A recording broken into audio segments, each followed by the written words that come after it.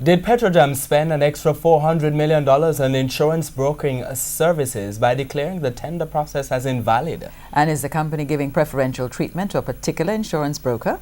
Those questions and more this evening as the Scndal hit oil refinery continues to grapple with allegations of mismanagement. TVJ's Andrea Chisholm reports.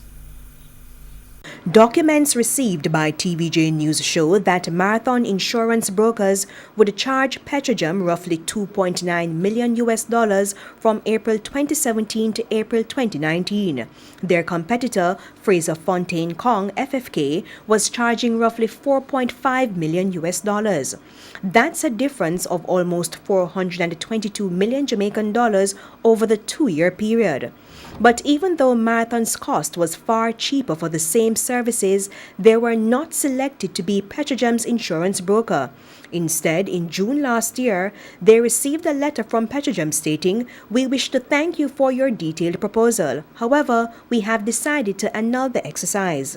That basically means the tender process was declared invalid.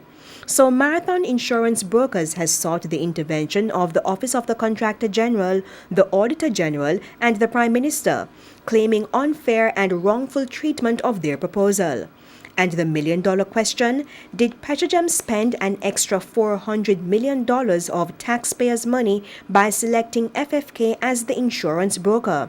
In its letter to the Contractor General, Marathon said in the long history of the tender, FFK has won the tender with Petrojam all the time except for a single instance when they submitted their bid late. Andrea Chisholm, TVJ News.